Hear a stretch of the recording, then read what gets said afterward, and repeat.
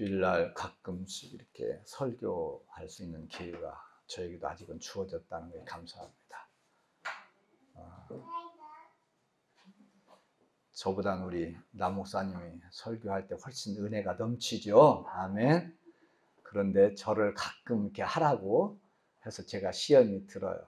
그래도 아직은 가끔씩 제가 설교하라 그 말은 그래도 감사해야 되겠죠.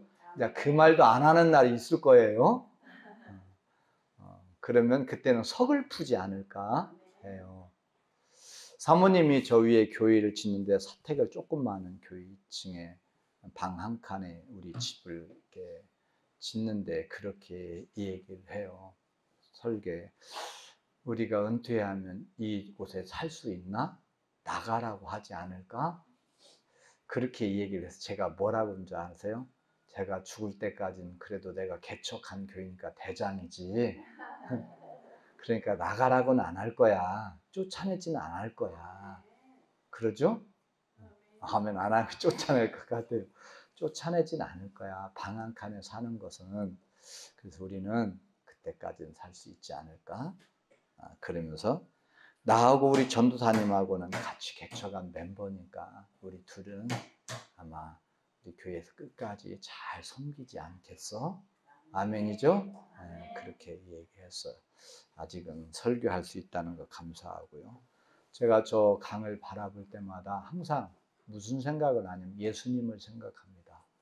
예수님이 갈릴리에서 이처럼 강가에서 복음을 증거할 때 저 위에 올라가서 보면 이렇게 외쳐봐요. 제가 혼자 가면 다른 사람하고 가면 쑥스러워서 외쳐보지 못해요. 근데 저 혼자 가면 저 위에 올라가서 이렇게 산이 이렇게 돼 있으니까 이렇게 그냥 육성으로 해도요 잘 들려요. 그래서 예수님이 갈릴리가에서 설교할 때 이런 곳에서 마이크 없이 몇백 명에게 설교를 할 수 있었겠다 하는 생각을 해요. 그러니까 예수님의 그 설교했던 현장으로 제가 달려가 봐요. 그러면 그 위에서 이렇게 외쳐봐요. 여러분 이렇게 하고요. 그러면 잘 멀리 울려 퍼지는 걸 봐요. 그래서 저 강을 보면서 예수님이 설교했던 생각을 하곤 하죠. 오늘은 물된 동산이라고 하는 제목으로 말씀을 준비했습니다. 여러분을 향한 하나님의 마음은 어떤 마음일까? 목사가 여러분을 향한 마음은 어떤 마음일까? 물된 동산이죠.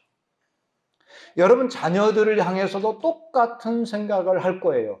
물된 동산 같은 삶을 살면 좋겠다. 아마 우리도 딱 똑같이 그런 물된 동산 삶을 살아가길 축복합니다. 아멘. 우리 교회 모든 성도들이 물단 동산같이 은혜가 넘쳤으면 좋겠다.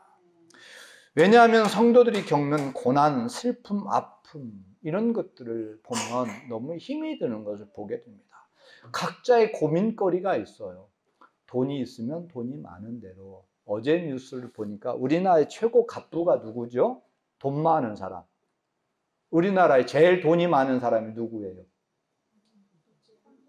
삼성이죠. 아직은 삼성 이건희 회장이 이제 돌아가시고 그 아들이 물려받아서 하는데 그 아들은 어디에 있어요? 교도소 안에 있어요. 지금 교도소 안에서 무슨 치료를 했죠? 무슨 수술을 했죠? 갑자기 아파서 척수가 터져서 너무 아파 척수가 터져서 긴급 호송이 돼서 병원에서 수술을 했어요. 그의 삶이 여러분 우리나라에 가장 돈이 많고요. 가장 많은 직원을 다스리고 있고요. 그는 행복할까요? 행복하지 않을까요? 여러분 어떻게 생각이 들어요? 행복하게 느껴지나요? 행복하지 않을 거예요. 가장 돈이 많고 가장 많은 직원을 거느리고 있어요. 이건희 회장이 살던 집이 얼마쯤 갈 것 같아요, 여러분? 인터넷 뉴스에 나왔더라고요. 근데 약 400 몇십억의 집이에요. 개인이 살고 있는 집 한 채가 400 몇십억이에요. 행복할까요? 행복하지 않아요. 물된 동산일까요? 교도소에 갇혀 있어요. 수술하고 긴급하게 병원에 입원해 있어요. 시편 기자는요, 시편 1장 3절에서 시냇가에 심은 나무가 철을 따라 열매를 맺으며 그 잎사귀가 마르지 아니함 같이 그가 하는 모든 일이 다 형통하리로다. 그런 시편 기자는요, 이렇게 고백을 또 합니다. 여호와는 나의 목자시니 내가 부족함이 없다. 그러면 시편을 기록한 이 시편 기자 다윗은 부족함이 있었을까요? 없었을까요? 있었죠. 다윗을 보면 처참한 삶을 살아요. 엄청난 힘든 도망 신세를 삽니다. 그는요, 장인이 죽이려고 쫓아다녔어요. 그뿐인가요? 아들이 아버지를 죽이려고 구테타를 일으켰단 말이에요. 그래서 아들이 구테타를 일으켰을 때는요, 신발도 벗지 않고 머리도 어떻게 하지 못하고 헝클어진 모습으로 막 도망을 가는 거예요. 처참하게 도망을 가요. 근데 그는 뭐라고 하냐면 여호와는 나의 목자다라고 해요. 고난이 있다고 해도 어려움이 있고 힘듦이 있고 실패가 있고 그래도 시편 기자는 여호와는 나의 목자라고 할 수 있었던 이유는 뭐냐면 그 속에서도 하나님의 은혜를 간구했다는 것입니다.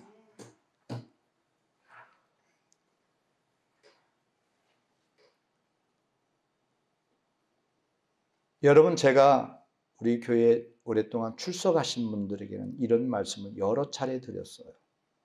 오늘 우리 앞은 떡인 경우가 있다. 우리 앞에 있는 삶은 떡인 경우가 있다. 떡 좋잖아요. 그런데 우리 앞에 삶은 돌인 경우가 있다라는 거예요. 우리 앞에 삶이 떡이라고 해서 다시 한번 이재용 회장이 그의 삶이 밖에서 언제 있을 때는요, 떡이었어요. 그런데 그 떡이 지금 현재는 뭐가 되어 있어요? 돌이 되어 있단 말이에요. 우리 삶에 대로가 열려지고 하는 일들이 잘 될 때가 있어요. 그때 떡이라고 해요. 그런데 그 떡이 계속 떡으로 남아있지 않고 언젠가는 돌이 되는 경우가 있어요. 우리의 삶이 떡이 아닌 돌인 삶을 사는 사람도 있어요. 그런데요, 그 돌인 상황, 제 앞에 지금 상황은 뭘까요? 여러분, 제 앞에 삶은 지금 상황은 어떤 것일까요? 돌입니다. 여러분, 삶은 떡이죠. 떡인 경우가 있어요. 그런데 그게 떡이 계속 남아있잖아요. 돌이 되는 경우가 있어요. 힘이 들고 어렵습니다. 그런데요, 힘이 들고 어려울 때 어떻게 할까요? 사람들은요, 원망하고 불평해요.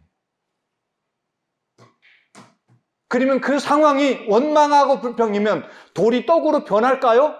변하지 않을까요? 여러분, 변하지 않습니다. 돌이 더 굳은 돌로 변해버려요. 그런데요, 내 상황이 돌이에요. 그럴 때 어떻게 하냐면 감사하고 또 감사하고 기도하며 자족하다 보면 떡이 되는 경우가 있습니다. 아멘? 그게 믿음이에요. 그렇게 하는 것이 믿음의 삶이라는 것이죠.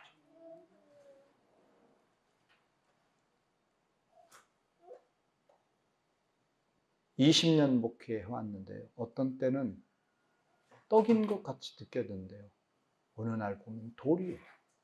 그게 삶이에요. 그때 어떻게 할까요? 감사하는 거예요. 자족하는 거예요. 그러면 어느 순간에 하나님의 은혜를 또 다시 경험하면서 떡이 되는 경우가 있어요. 오늘 본문은 이렇게 말씀합니다. 본문으로 돌아가 볼까요? 여호와가 너를 항상 인도하여, 누가 한 명 나가보세요. 여호와가 너를 항상 인도하여 메마른 곳에서 내 영혼을 만족하게 하며, 메마른 곳에서 돌 같은 인생이라는 거예요.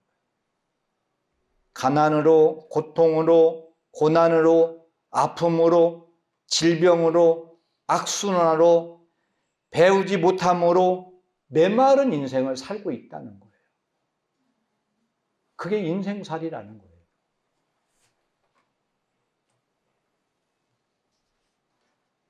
그런데 시편 이사야 선지자는 뭐라고 하냐면 여호와가 너를 항상 인도하여 메마른 곳에서도 내 영혼을 만족하게 하며 내 뼈를 견고하게 하리니. 우리 삶이 메말라 있어요. 경제적 어려움, 삶의 고단함이 있어요. 참으로 감당하기 어려운 일들이 있단 말이에요. 그런데요, 주님은 분명하게 말씀하잖아요. 어떻게요? 내 영혼을 만족하게 하며, 가난해도 돈이 없어도 힘이 들어도 영혼만은 만족하게 한다는 거예요. 그게 믿음이에요. 물질이 많으면 영혼이 만족하는가? 지금 이재용 회장이 물질이 많으니까 영혼이 지금 만족하고 있나요? 아니, 그렇지 않아요. 돈이 많으면 영혼이 만족해질까요? 세계에서 가장 행복한 나라는 어떤 나라일까요? 여러분 그런 뉴스를 보죠. 가장 행복한 행복 지수가 높은 나라는 돈이 많은 국가의 국민들이 아니라는 거예요. 가장 가난한 나라의 사람들이요. 가장 어때요? 행복 지수가 높다라는 거예요. 아이러니하지 않아요? 근데 우리는 돈이 많으면 행복할 것처럼 생각해요. 가장 가난한 나라가 행복 지수가 높다라는 거예요. 가장 부자인 나라들의 행복 지수가 높은 게 아니라요. 행복 지수는 낮다는 거예요.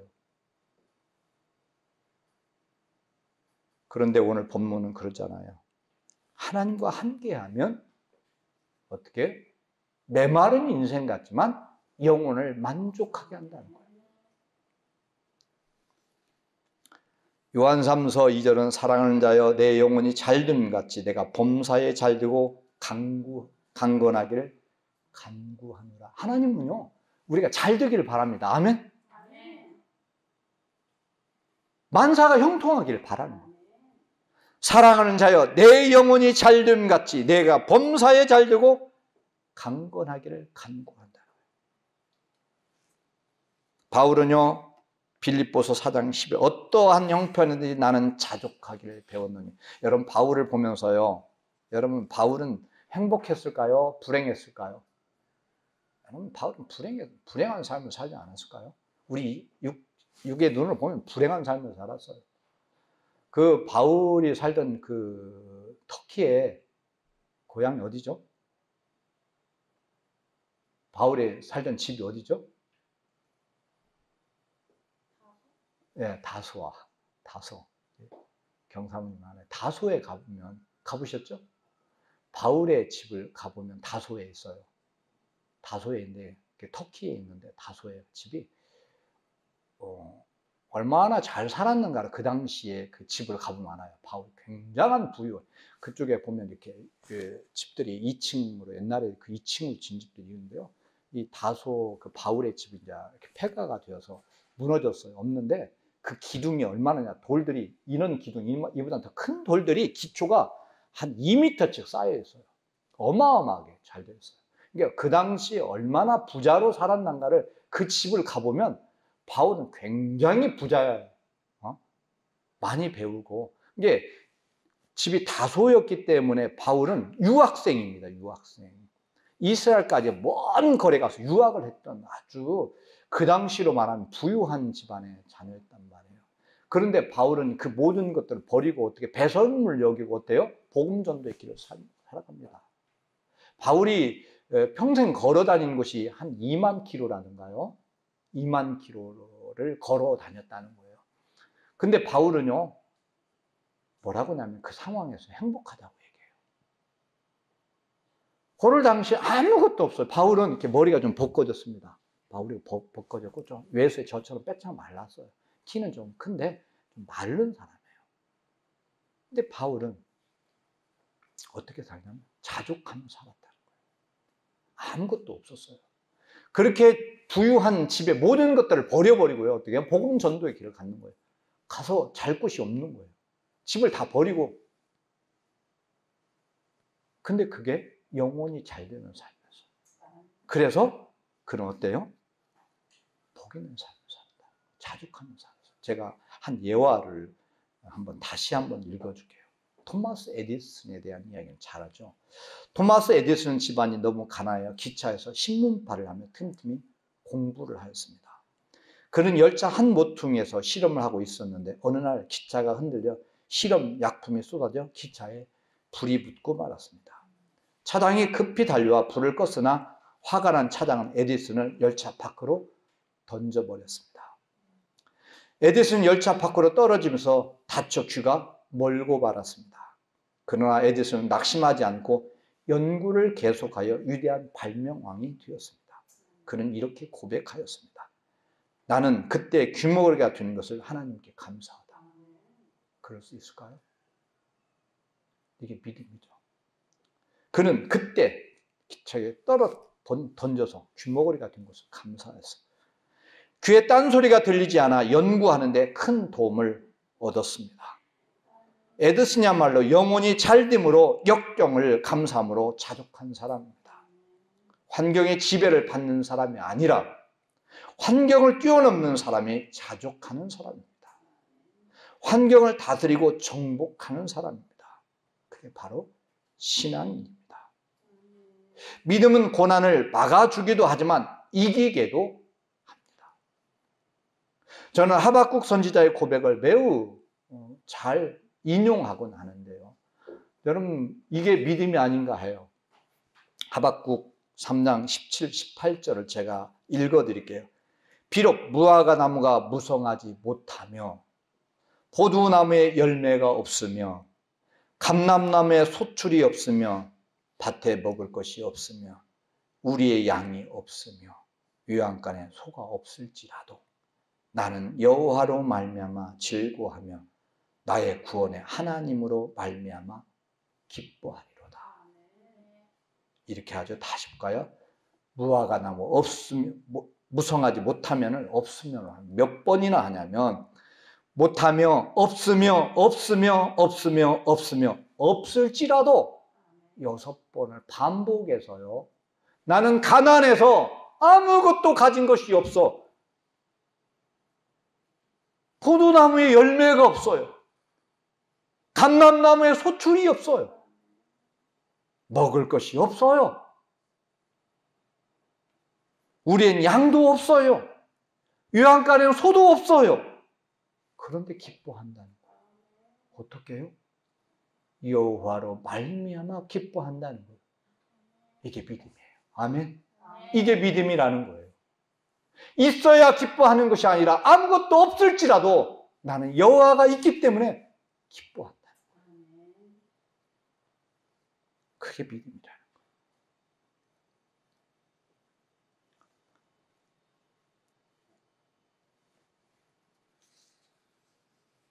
우리에게는 사명이 있습니다. 무슨 사명이 있을까요? 12절 볼까요? 내게서 날 자들이 예수 믿는 사람들이 오래 황폐된 곳들을 다시 세울 것이며 예수 믿는 사람들이 예수의 자녀들이 할 일이 뭐냐면 황폐된 곳들을 세울 것이며 황폐된 것들을 세울 것이며 예수 그리스도를 믿는 제자가 가는 곳마다 빛이 되고 소금이 되어 새로운 질서를 만들어낸다는 거예요. 엉망이 된 사회를 다시 세운다는 거예요. 무너진 세상에 효도를 다시 하게 한다는 거예요.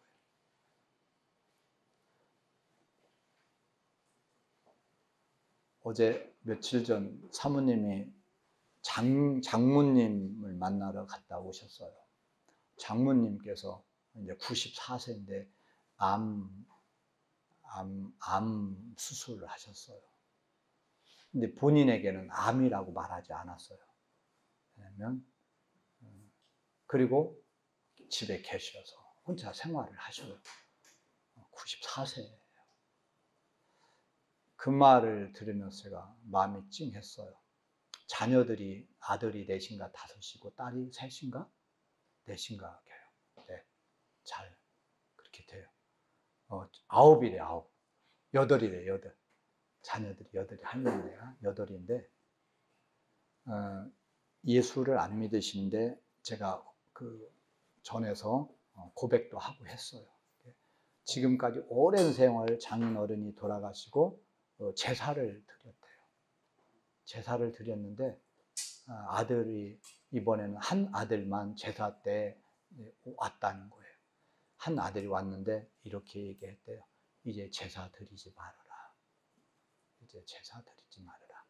제사를 드리게 했던 이유는 내가 살아있는 동안 형제들이, 자녀들이 모일 수 있는 기회를 만들고자 이제 했는데 이제 제사 드리지 말아라. 그리고 너희들이 이제 2달에 한 번씩만 나에게 얼굴을 좀 보여다오. 그 말을 듣는데 찡했어요. 이제 본인도 이제 삶을 마감한다는 것을 느끼지 않나 하는 생각이에요. 말하진 않았지만, 암이라고 말하진 않았지만, 본인도 자꾸 쇠약해지는 것을 보면서, 아, 이제 나도 마지막을 준비하고 있구나 하는 생각이 들었어요. 자녀들에게 2달에 한 번씩만 얼굴을 좀 보여다오. 이렇게 말을 했다는 거예요. 우리는 새로운 질서를 세워가야 합니다. 효도도 해야 하고요. 그게 우리가 해야 할 사명입니다. 2번째는 역대에 파괴된 기초를 쌓으리니죠. 너는 역대에 파괴된 기초를 쌓으리니 새로운 질서를 만들어가는 거예요. 기독교인들은 우리나라에 들어와서요, 많은 것들을 바꿨죠. 역사적으로 선조들이 잘못 쌓은 문화, 질서, 관습, 법 등을 고쳐야 하는 사명이 우리에게 있다는 거예요. 우상 숭배 문화를 바꾸었습니다, 우리는요. 그래서 좋은 예수 믿는 사람들의 새로운 질서를 만들었죠. 그래서 우리를 이렇게 부르고 있습니다. 뭐라고 하냐면 볼까요? 역대에 파괴된 기초를 쌓으리 너를 일컬어 무너진 데를 보수하는 자라 할 것이며, 우리를 뭐라고요? 무너진 것들을 세우는 자라고 한다는 거예요. 그래서 세상이 무너진 것들을 우리 새로 세워서 만들어가는 사명이 있습니다. 우리가 가는 곳마다 무너진 질서, 무너진 사회가 다시 일어나야 합니다. 우리가 가는 곳마다 길이 수축되어야 합니다. 예수 그리스도의 복음이 들어가는 곳마다 문화가 바뀌고 질서가 다시 세워지면서 경제가 발전하여 가할 곳이 많아지는 세상입니다. 미래가 계속적으로 그는 사명을 감당하는 믿음의 사람들을 위하여 세워지는 것입니다. 우리는 그러므로 물된 동산이 되어야 합니다. 아멘.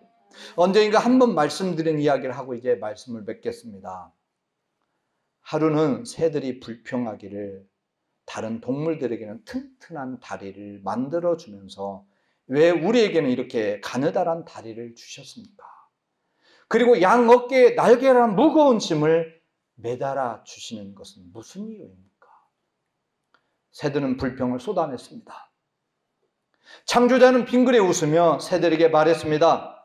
너희들에게 무거운 짐으로 생각하는 양 날개를 활짝 펴보아라. 독수리가 맨 먼저 거추장스러운 짐으로 여겼던 육중한 날개를 활짝 펴 힘껏 움직여 보았습니다. 그 순간 독수리의 몸은 깃털처럼 가벼워지며 창공을 가르며 날기 시작하였습니다. 인생도 마찬가지입니다. 우리가 거충스러운 짐으로 생각하는 것들이 사실 인생의 날개인지도 모릅니다.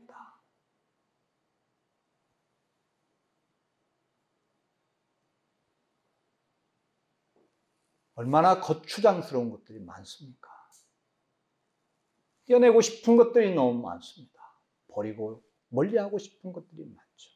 그런데 그게요, 뭐라고요?